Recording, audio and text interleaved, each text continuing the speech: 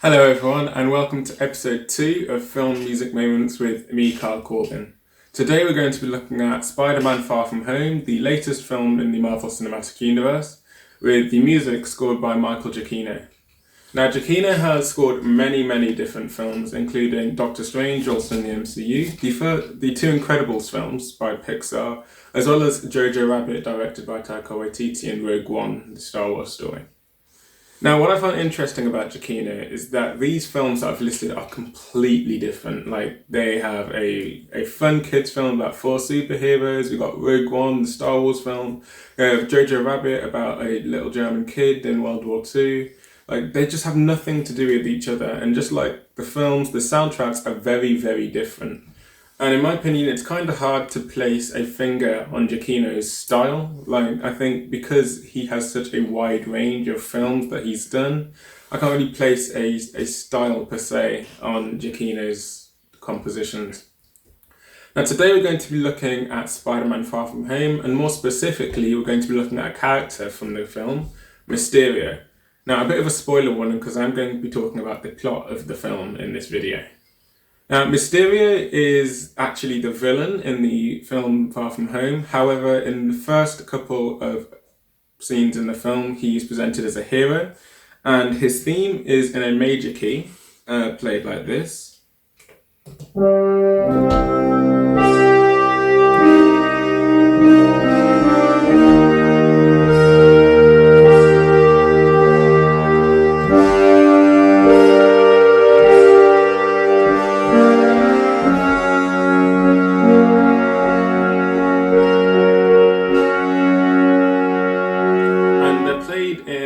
Horns in the brass section, which is typically used to evoke heroism.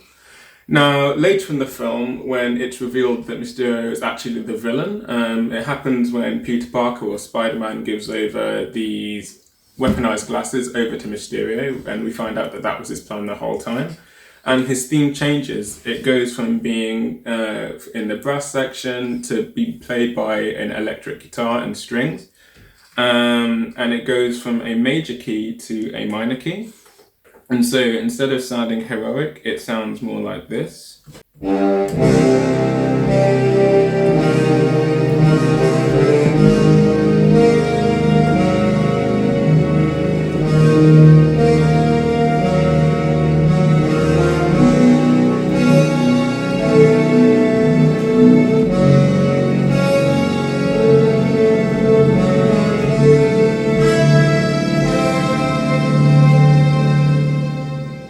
And you can hear the difference between this theme and the hero theme because this is very clearly in the minor key.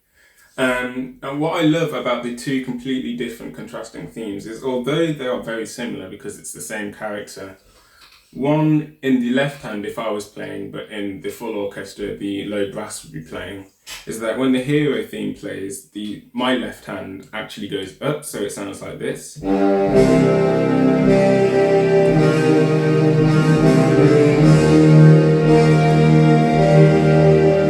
Whereas once he's outed as a villain, the left hand actually goes down. And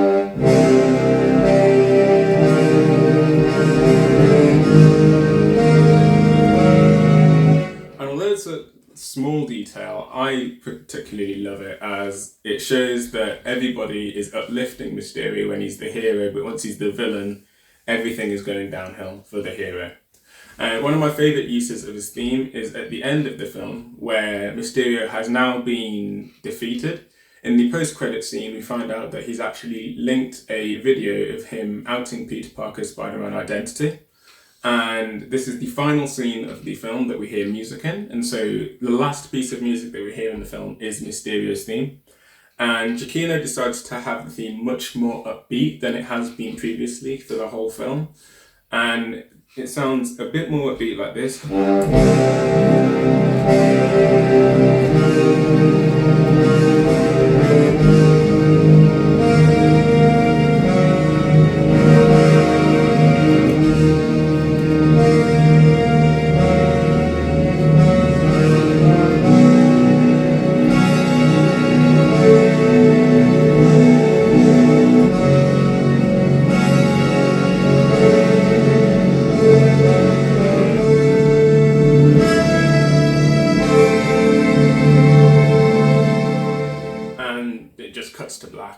bit shit. And I think that by having it more upbeat, it shows that Mysterio's had the final word in the battle and he has succeeded. We don't know. We don't know what's up next for Spider-Man. We'll see in the sequel. I think the music has created enough excitement for everybody to be like, oh my, I wonder what's going to happen next. So I hope you've enjoyed episode 2. Thank you for watching. Please comment what you think of the film, the music, this episode. I'm looking forward to showing you episode 3.